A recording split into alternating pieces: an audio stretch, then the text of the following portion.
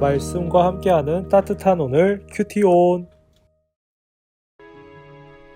너는 귀를 기울여 지혜 있는 자의 말씀을 들으며 내 지식에 마음을 둘지어다. 이것을 내 속에 보존하며 내 입술 위에 함께 있게 함이 아름다우니라. 내가 내게 여호와를 의뢰하게 하려 하여 이것을 오늘 특별히 내게 알게 하였노니, 내가 모략과 지식의 아름다운 것을 너를 위해 기록하여 내가 진리의 확실한 말씀을 깨닫게 하며 또 너를 보내는 자에게 진리의 말씀으로 회답하게 하려 함이 아니냐. 약한 자를 그가 약하다고 탈취하지 말며 곤고한 자를 성문에서 압제하지 말라. 대저 여호와께서 신원하여 주시고 또 그를 노략하는 자의 생명을 빼앗으시리라. 노를 품는 자와 사귀지 말며 울분한 자와 동행하지 말지니 그의 행위를 본받아 내 영혼을 올무에 빠뜨릴까 두려움이니라. 너는 사람과 더불어 손을 잡지 말며 남의 빚에 보증을 서지 말라. 만일 갚을 것이 내게 없으면 내 누운 침상도 빼앗길 것이라. 내가 어찌 그리하겠느냐. 내 손조가 세운 옛 지게석을 옮기지 말지니라. 내가 자기의 일에 능숙한 사람을 보았느냐. 이러한 사람은 왕 앞에 설 것이요 천한 자 앞에 서지 아니하리라. 말씀과 함께하는 따뜻한 오늘 큐티온, 토요일의 큐티온을 기도함으로 시작합니다. 기도하겠습니다. 사랑의 주님, 오늘도 주님의 말씀을 허락해 주심에 감사드립니다. 오늘도 저희가 주님의 말씀을 품고 나아가는 주님의 자녀 될 수 있도록 힘과 능력을 더하여 주시옵소서. 이 모든 말씀 예수님의 이름으로 기도드립니다. 아멘. 오늘 잠언 22장 17절부터의 말씀은 앞선 솔로몬의 격언과 비슷한 듯 싶으나 조금 다른 느낌을 가지고 있습니다. 성경 주석가들의 말을 따르면 잠언 22장 17절부터 24장까지의 말씀은 솔로몬의 교훈에 덧붙여져서 당시 지혜로운 사람들의 그 36개의 교훈이 담겨있는 말씀이라고 하는데요. 형식적인 면에서 솔로몬의 격언은 한 단락 안에서 유사한 문장들을 반복해서 스스로 깨닫게 만드는 부분이 있다면, 지금부터 시작하는 이 지혜로운 사람들의 교훈은 대부분 첫머리에 하나의 명제를 제시하고 이어서 이에 대해 논리적인 설명을 하는 방식을 보입니다.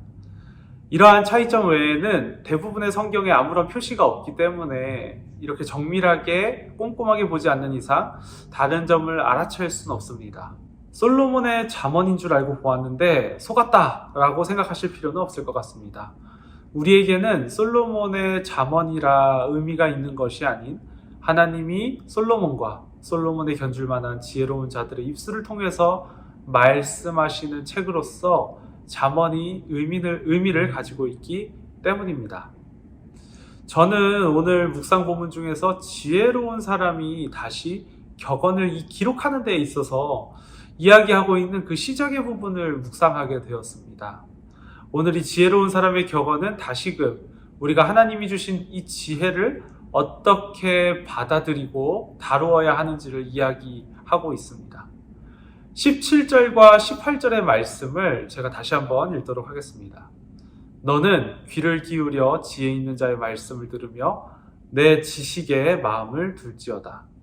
이것을 내 속에 보존하며 내 입술 위에 함께 있게 함이 아름다우니라. 여기에는 지혜를 받아들이고 다루는 4가지 단계가 보입니다. 첫 번째로는 귀를 기울이는 것입니다. 히어링이 아닌 리스닝을 이야기하는 것이죠. 자연스럽게 들리는 것이 아니고 찾아 듣는 것을 이야기합니다. 둘째로는 지식에 마음을 두는 것입니다. 들은 것이 마음에 담겨지지 않으면 무용지물입니다. 들은 것을 진심으로 마음에 담을 때 그것이 바로 내 것이 됩니다. 셋째로는 그것을 나의 속에 보존하는 것입니다. 여기에서 속이라고 번역된 말은 다른 말로 우리 몸의 일부인 배를 의미하는 것입니다. 뱃속으로 들어가는 음식물이 힘을 내게 하는 것처럼 하나님의 지혜를 속에 보존하는 것은 하나님의 말씀의 힘과 에너지를 내 몸에 받아들여 나의 인격으로 살아내는 것이라고 생각해 볼 수 있겠습니다. 마지막으로 넷째로는 입술 위에 함께 있게 한다. 즉 다른 이들에게도 이와 같은 지혜를 가르치고 알려주는 것을 말한다고 저는 생각합니다. 다시 이어서 말하면 하나님의 지혜를 귀담아 들어 마음에 품은 대로 살아가며 다른 사람에게도 지혜를 가르치고 알려주는 것이라는 말이 되는 것입니다. 이것이 하나님이 보시기에 아름다운 사람의 모습입니다. 고린도 후서 4장 7절에서 사도 바울은 이렇게 이야기합니다. 우리가 이 보배를 질그릇에 가졌으니 이는 심히 큰 능력은 하나님께 있고 우리에게 있지 아니함을 알게 하려 함이라. 잠언의 말씀과 함께 바라보게 될 때 예수님의 가르침을 담은 그리스도인들은 진짜 하나님의 그 사랑의 능력이 그 지혜가 하나님의 지혜가 담긴 그릇과 같은 존재들일 것입니다. 그렇다면 다시 우리 안에 담겨져 있는 내용물을 한번 또 확인해 보면 좋겠습니다.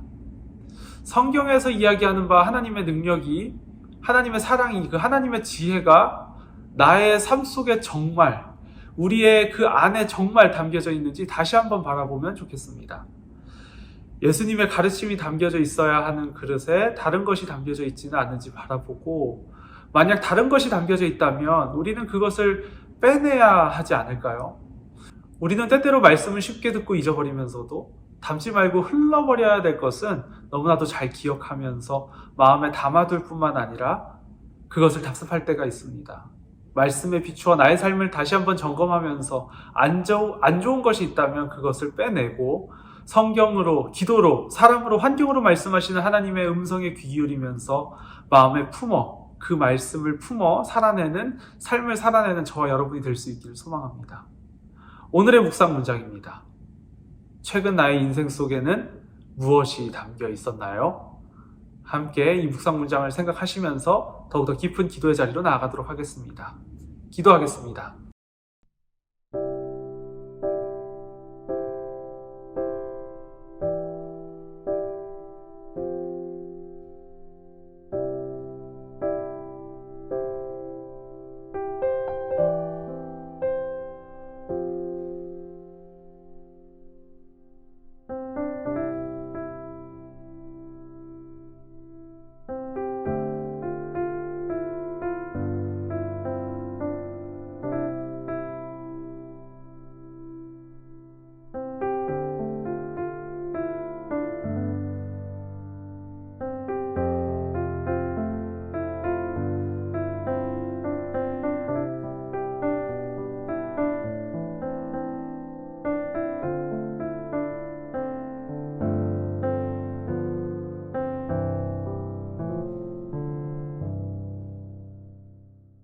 사랑과 은혜가 많으신 하나님 아버지, 오늘 이 시간 잠언의 말씀을 통해 다시금 주님의 말씀을 우리가 어떻게 받아들이고 또 어떻게 살아내야 하는지를 생각하게 하셨습니다.